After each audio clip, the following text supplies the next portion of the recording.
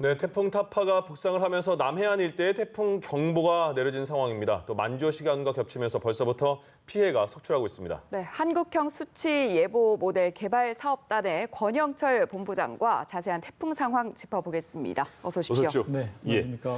앞서서 저희가 통보관 분과도 말씀을 나눴는데 지금 태풍 위치가 제주도를 일단 지나고 부산 쪽으로 가고 있는 거라고 보면 되나요? 네, 그렇게 보면 될 것 같습니다. 예. 그러면 지금 어느 정도 부산에 딱 가장 직접적인 영향권에 들 시간은 저희가 언제쯤으로 봐야 되죠? 부산의 직접적인 영향은 지금도 벌써 들었다고 볼 수가 있고요. 예. 왜냐하면 그 태풍 방향이 워낙에 크기 때문에 네. 부산에 가장 근접한 게 한 오후 10시 정도에 가장 부산에 근접할 것 같습니다. 예, 오늘 네. 10시요? 네, 오늘 10시, 그렇군요. 밤 10시. 네, 예. 계속해서 긴장의 끈을 늦추면 안 될 것 같고요. 일단 네. 이동 경로에 따라서 지역별 고비 시점도 궁금한데요. 자세히 예. 짚어주시죠. 그러니까 이제 태풍이 이제 지금 북동 지나고 있으니까 아무래도 처음 영향을 받았던 제주 지방은 점점 이제 오늘 저녁부터 영향권에 벗어나겠죠. 벗어나고 네. 부산이라든가 경남 해안 지방, 울산 특히 남동 해안 지방은 영향을 받아서 아마 밤 늦게 내일 새벽까지도 계속 영향이 있지 않을까. 예. 그리고 이제 영동 지방은 그 뒤로도 내일 이른 오전까지도 영향을 미치고 아마 내일 오후나 돼야 이제 태풍이 소멸할 것 같습니다. 예, 그러면 지금 제주도를 지나서 부산 쪽은 거의 다 왔고 네네. 그다음에 영동 쪽으로 가면서 아까 조금 전에 통보관께서는 이제 뭐 울릉도 그쪽으로 이렇게 지나서 맞습니다. 빠지는 예. 겁니까? 북동진이 맞습니다. 예. 근데 그 저번에 직전의 태풍 링링은요. 네네. 남쪽으로 해서 서쪽 방향으로 오지 않았습니까? 그렇죠. 예. 그 방향은 북진했죠. 어떤 영향으로 결정이 되는 겁니까? 태풍의 진로는 이제 크게 두 가지가 있거든요. 예. 하나는 베타 이펙트라 해가지고 지구의 공류라고 네. 지구의 회전 속도 가지고 예. 정해지는 건데 그거는 이제 주로 북서진하게 되는 거죠. 네. 예. 그리고 이제 그게 주로 바람이 약한 이제 척도 지방에서 그 영향을 많이 미치는데 예. 척도를 이제 지나면서 중위도 지방에는 이제 바람이 세지거든요. 네. 제트기로도 있고 해서 또 특히 이제 중위도에는 바람이 서풍이라서 북동 쪽으로 북서 쪽으로 오던 태풍이 그 편서풍을 만나면서 북서진하게 되는 거죠. 그래서 전향을 하게 되는 건데 예.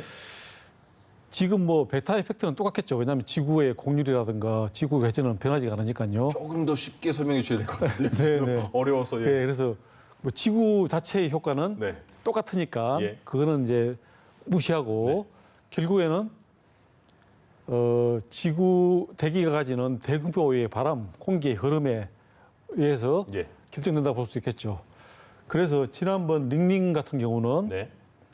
아무래도 이제 북태평양 고기압이 조금 더 확장돼 있었고 예. 날씨가 좀 더우니까 그리고 북쪽에 차가운 공기도 좀 적어서 충분히 서해상을 따라서 이제 북진할 수 있는 환경이 되었죠. 아, 북쪽에 차가운 공기가 적어서 그 밑에 있는 공기가 위로 쭉 올라가는데 그렇죠. 이번에는 북쪽에 차가운 공기가 많아서 위로 더 못 올라가고 오른쪽으로 꺾여졌다. 그렇죠. 아, 북태평양 좀 고기압과 막혀서 꺾여졌다 막혀서 이렇게 꺾였다. 생각하면 되는 그렇죠. 거죠? 예. 북태평양 고기압이 조금 물어나면서 예. 네네. 아, 자 그리고 보면요, 그 강을 먼저 보겠습니다. 오늘 오후 2시 보니까 낙동강에 홍수주의보가 내려졌다 이렇게 나왔거든요. 네, 그럼 네, 네. 홍수주의보는 어느 때 내려지는 건가 궁금합니다. 그 주의보 경보가 두 개가 있는데요. 예. 제가 이제 보니까 주의보는 3시간 동안 비 양이 60ml 예. 3시간 동안 60mm 또는 예. 12시간 동안 110ml 네. 이상인 경우. 예.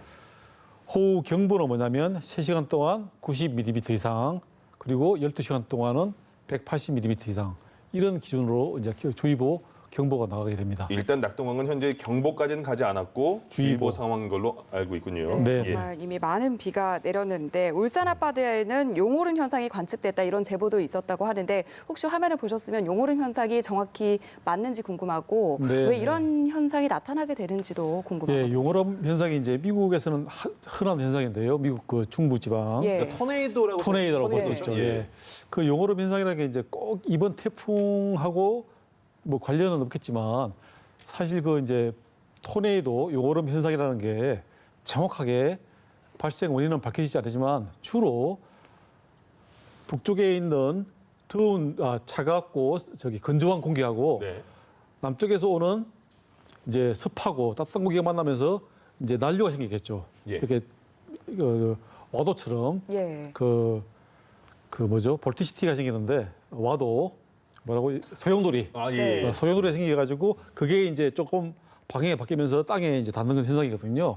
그래서 아마 우리나라 지방에 상층에 차가운 공기가 많이 남하를 했기 때문에 태풍에 의해서 북진하는 습하고 따뜻한 공기 만나면서 난류에 때문에 네. 그런 용오름이 생길 수 있는 충분한 환경이 만들어졌다고 볼 수가 있겠습니다. 그러니까 우리나라에서는 정말 그 자주 볼 수 없는 그런 현상이잖아요. 볼 수 없는 현상이죠. 예.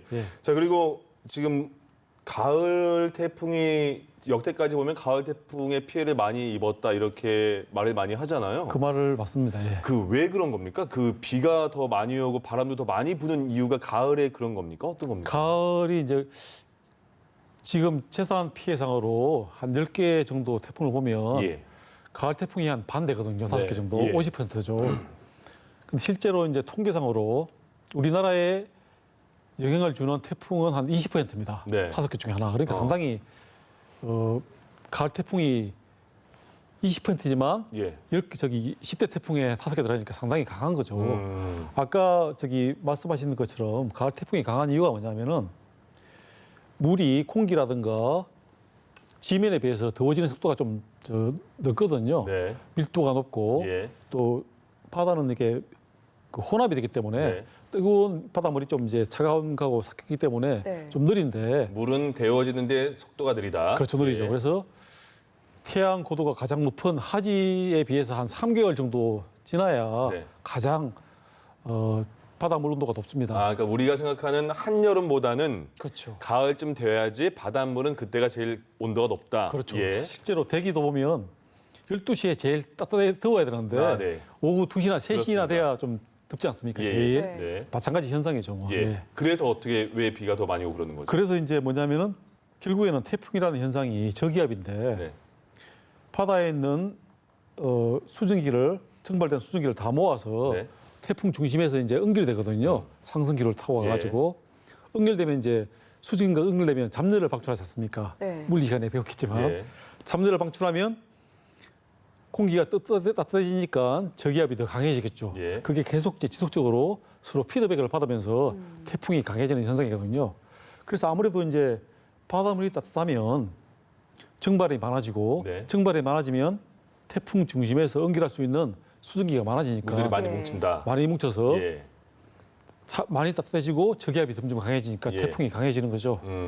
거기에 덧붙여서 아까 말씀하신 대로 이제 비가 오는 현상이 공기가 상승을 해야 되거든요. 네. 예. 그러면 찬 공기가 있으면 찬 공기 위를 이제 따뜻한 공기가 타고 올라가거든요. 예. 왜냐하면 찬 공기가 무거우니까. 네.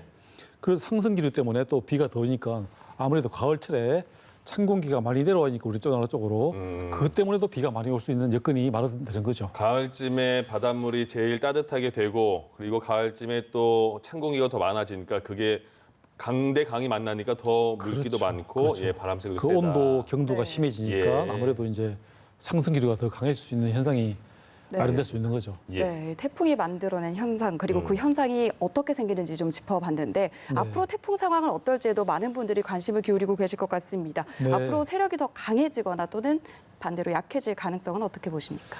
그 부분은 상당히 이제 여러 가지 연구가 있었거든요. 예. 지구 온난화라든가 기후 변화와 관련돼 가지고 사실 이제 뭐 논문으로도 아주 막 서로 논의가 많이 된 분야인데 아, 지금 박사님 그 지금 질문이요 그런 겁니다. 이번 태풍과 오늘 그 이번 오늘 아 태풍. 이번 예, 태풍 예. 아 이번 저기 그 네. 타파 말씀이시죠? 그렇습니다. 예, 예. 타파는 제가 볼 때는 최승기를 지난 것 같아요. 그래서 더 강해지진 않고 네.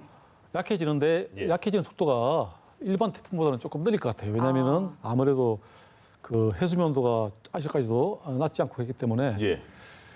저기 더 강해지지는 않을 것 같습니다. 예. 아, 그렇군요. 예, 예. 그러니까 그 초반에는 어제 그제까지만 하더라도 생각보다 태풍의 속도도 빠르고 네, 빠르게 네. 접근해 온다 이렇게 걱정을 많이 했는데 네, 근데 네. 지금도 물론 피해는 입은 분들도 많이 계십니다. 그러나 이후에는 태풍의 강도가 좀 더 세지지 않을 더 것이다. 세지지 않을 것이다. 예. 지금 이제 중심 기압이 예. 965에서 70 헥토파스칼인데 예. 한 오늘 밤늦게나 내일 새벽 정도는 975. 그러니까 예. 아주 심하게 약해지는 건 아니죠. 약해지긴 약해지지만 네.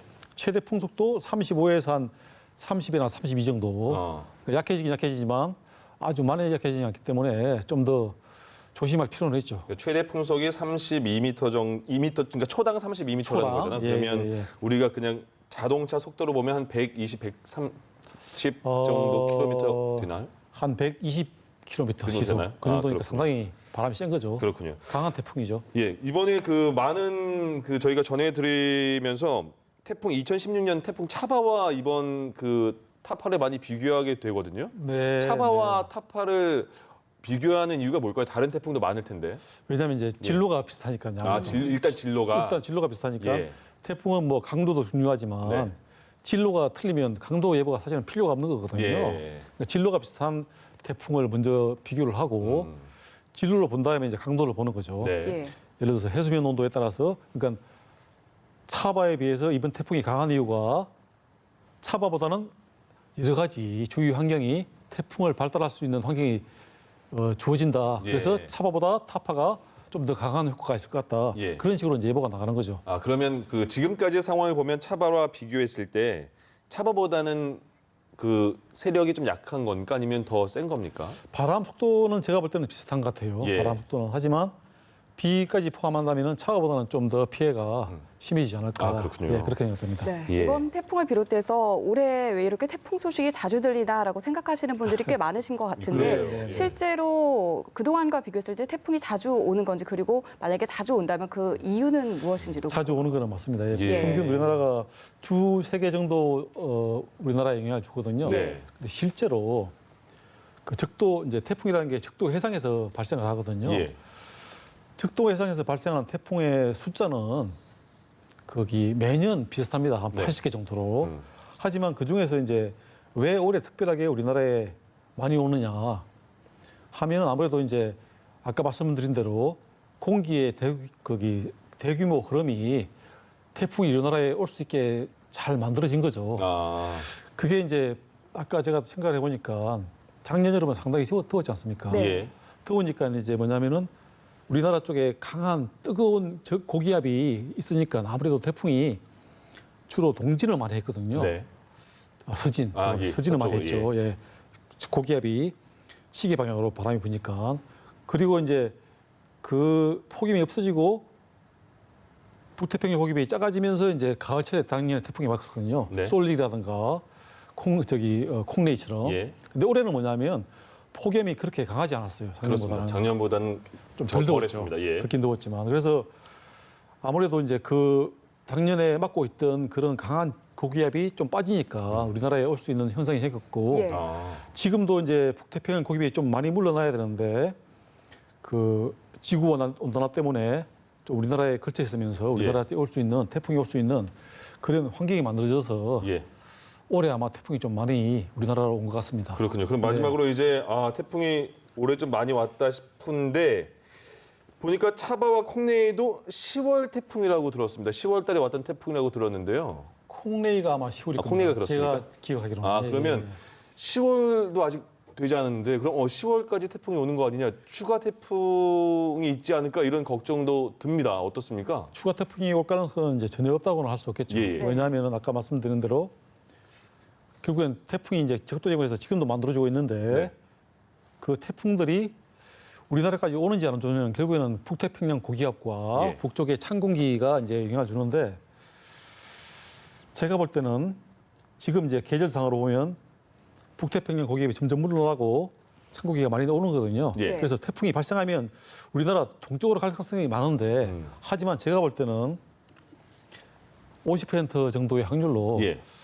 하나 더 정도 올지 않을까 예. 그렇게 조심스럽게 생각이 됩니다. 예, 그러니까 태풍이 지금 현재 예측하기는 쉽지 않지만 그래도 하나 정도는 더 올 수 있지 않을까 이렇게 그렇죠. 10월 말씀하시는 겁니다. 태풍도 우리나라에 예. 영향이 전혀 없다고는 볼 수가 없었거든요. 네. 역사상. 예, 알겠습니다. 예, 예. 오늘은 여기까지 듣겠습니다. 자, 지금까지 한국형 수치 예보 모델 개발 사업단의 권영철 본부장님과 함께했습니다. 고맙습니다. 잘 네네. 들었습니다. 감사합니다. 예.